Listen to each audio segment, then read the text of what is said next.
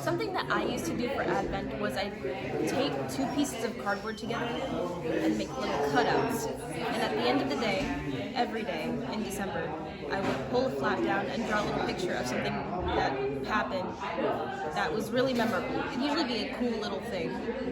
And by the time it was done, I would always draw a little Christmas tree on the 25th. Well, my grandpa, every year on December 1st, we would get a little fishing tackle box thing. I don't fish, but he does.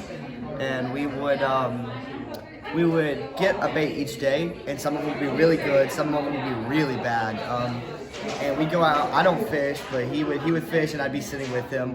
And some bait, it takes 6 hours. We're just out there fishing, and then some baits 15 minutes. And as long as you get one fish using them, that's usually how you won, I guess, each day of Advent. It was just a fun little tradition, and a lot of it's like being able to talk for a long time each day. It was really nice. Well, you know how I like to decorate.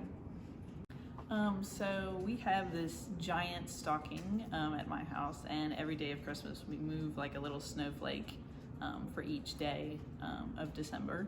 And we also make Christmas cookies, and we eat those the day before Christmas, and we leave a couple for Santa Claus. So yeah.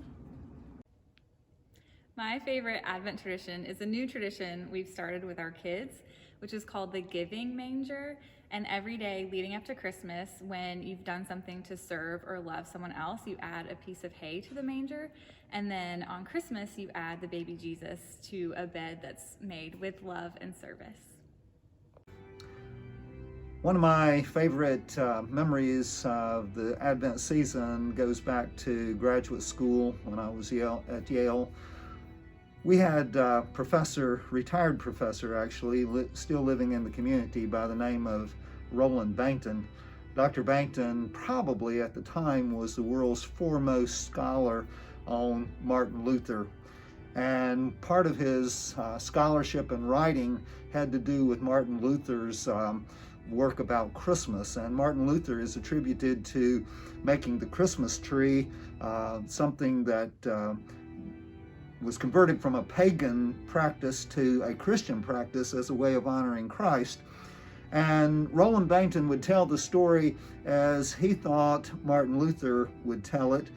And it was not the sanitized version that we so often hear when we hear the Christmas story told today. It talked about the smelly barn where Christ was born, and the difficulties that Mary must have had trying to care for a child without really any of the conveniences that is so important to being able to care for a newborn person. But Dr. Bankton had a wonderful way of telling the story.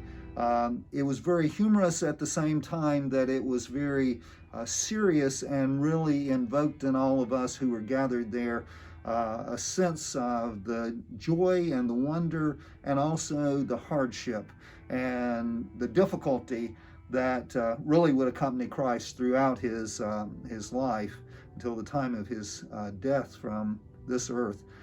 But it was more than just the story, because the Divinity School would provide a really nice meal for all of the students, bring out the real sterling silver and the really nice china that they kept for special occasions. And we would usually have a menu of lobster tails and prime rib or something like that. So that it was really special in that sense. But of course, it was usually cold in New Haven at that time. We'd have a roaring fire in the common room where we would gather after the meal, and probably some eggnog, and just an opportunity to be with one another, our friends, and in fellowship. And so it was just a special occasion. And that kind of led to Christmas Eve becoming a special time.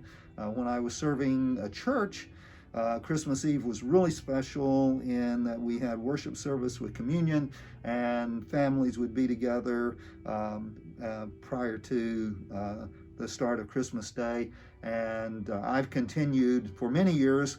I would, in the last campus worship service prior to students leaving for vacation, we would have stories, including a version of Dr. Bankton's story.